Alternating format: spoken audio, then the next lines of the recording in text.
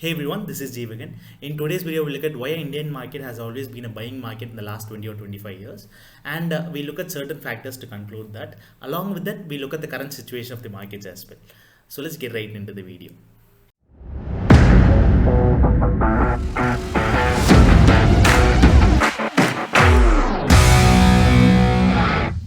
So Nifty has corrected almost 18% in the last 7 months and has gone down all the way down to 15,200 levels. And many people are suggesting that we are going into a bear market, and many people are suggesting that we'll be going into a crash as well, keeping in mind that recession is a possibility. But I believe that we are still in a buying market, and by the end of this video, you will also be convinced that we are still in a buying market. So let's look at various factors to conclude that we are in a buying market and see this as a buying opportunity rather than seeing it as a selling opportunity. So let's look at various factors. So like I said, the markets have always been long throughout. Let's keep all the fundamental factors away like inflation, recession, global cues, local cues and everything. Let's completely analyze the charts to get an overall view about the markets. As usual, no use looking at the smaller time frames. Let's analyze the bigger time frames like monthly ones. So let me shift to monthly time frame now.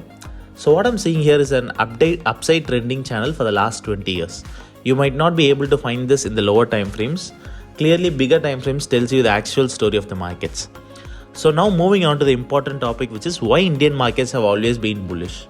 Let's look at the various factors. Before going into that, let's look at the corrections for the last 20 years.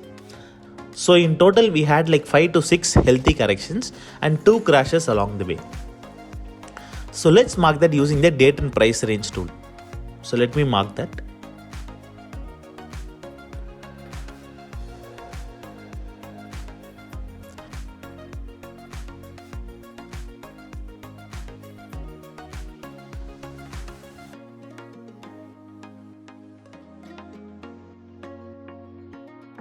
So this is the first crash we had in 2008 due to Lehman Brothers collapse, and there were multiple corrections along the way of 26%, 24%, 12%, 40%, and the latest one was the 40% due to the corona crash which we had lately. So let's move on to the factors now. The first factor is that in order for every new high to be taken out after a correction, we had to consolidate for 1.5 to 2.5 years easily. 2008 we had a new all-time high which was tested back in 2010, and that a new high was breached in 2013. Then 2015 we had a new all-time high which was breached in 2017, and 2020 we had a new all-time high which was breached in the same year. So this is one of the factors I say that the markets have always been long. We have been reaching new all-time highs in every 2 to 3 years. That's how strong the markets were in the last 20 years. If the markets reach new all-time high every 2 or 3 years, that means we are in a strong bull market. Unlike if we compare it with the SET index, like Stock Exchange of Thailand, like these exchanges have always been in the sideways market for the last 25 years. Because in the last 25 years, the SET exchange, which is the index of Thailand, has given zero returns from 1993 to 2022. I can show you the charts now. So let me just open the SET index in a new tab so that you can cross check it. So as we can see here, the SET index has given nil returns for the last 25 years. But when you compare it with our Indian markets from 1993 to 2022, our markets have outperformed like anything. Our markets have given humongous returns to its investors. Second factor is that every script as in stock or index, in our case it's Nifty. So every script has a behavior. What do I mean by the term behavior? So every script, if we backtest, the data will have a retracement zone in which it retraces most often and bounces back. So if we can track this using our FIB tool, Nifty has bottomed out just in 0.5 to 0.618 levels many times. Whenever there is a normal healthy correction, Nifty has retraced at 0.5 levels, and whenever there is a huge crash, Nifty has tested 0.618 levels at all times. In that case, I assume that whatever we are having right now is a healthy correction. So the likeliness of the market going to 0.5 fib level is really high. So let's move on to the third factor, which is a normal healthy correction ranges from 15 to 25% easily, which means that every time when the market has a huge rally, the correction will be somewhere around 15 to 25%, which is healthy for the markets. So finally, let's have all the three factors in mind and compare it with the current market condition. First factor is that every new all-time high was breached in 2 to 3 years.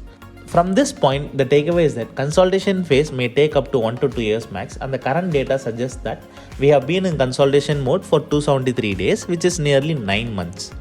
So the bandwidth is that we might even consolidate for another 1 year, which is considered to be healthy when compared with the old data.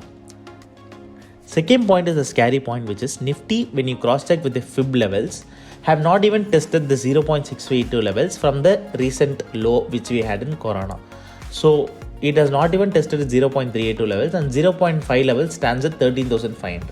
So we can easily say that if Nifty goes to 13,500, we are still in buying market, and 13,500 is the reality, keeping in mind the recession fear.